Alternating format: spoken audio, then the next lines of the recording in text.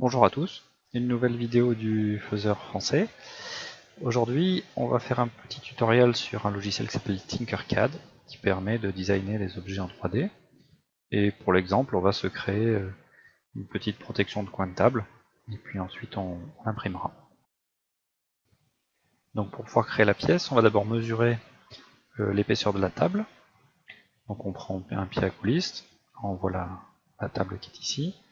L'épaisseur de la table est de 10 mm, donc 1 cm. Donc avec ces mesures, on va basculer sur Tinkercad pour créer l'objet.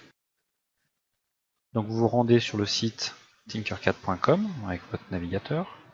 Vous créez un compte, c'est gratuit. Donc l'avantage, c'est que vous n'avez pas installé de logiciel sur votre ordinateur ou votre tablette. Et ensuite, tous vos objets sont stockés sur le serveur Tinkercad. Donc pas de problème de sauvegarde. Donc je vais créer un nouveau design pour créer cette protection de point de table. On voit le plan de travail. Donc je vais modéliser ma table. Donc ma table, elle fait, on a dit 10 mm. Voilà. Et dans mon cas, ça va être un trou, puisque l'objet va venir s'insérer autour. Je vais prendre une sphère pour ma protection. Donc la sphère, on va lui donner des dimensions de 30 mm sur tous les axes. Voilà. Et puis comme on va se laisser 1 mm pour pouvoir mettre du scotch double face ou de la colle, en hauteur on va mettre 31 mm.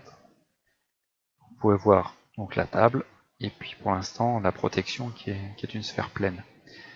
Donc on a une hauteur de 31, là on a une hauteur, ma table fait 10, donc 31 moins 10 ça fait 21. On a dit qu'on avait 1 mm de marge, donc ça fait 20. Donc on va placer la hauteur de la table à 10 mm. Voilà. Ensuite on va venir insérer la table à l'intérieur de la protection. Alors on va pas faire quelque chose de très précis aujourd'hui, c'est pas le but du jeu. Vous voyez qu'on peut zoomer, donc avec les molettes. Vous pouvez visualiser votre objet avec un clic droit. Voilà, donc là ça me paraît bien pour un premier test. Vous voyez où l'objet pointe.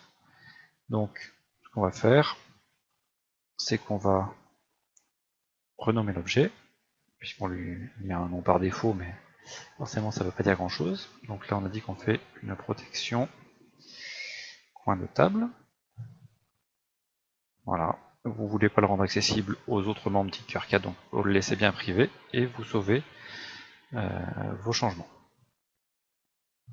Si vous voulez avoir un aperçu de votre pièce une fois fusionnée, donc vous sélectionnez les deux objets, le positif et le négatif, vous faites grouper et ça vous donne voilà, votre objet, l'objet final que vous allez créer.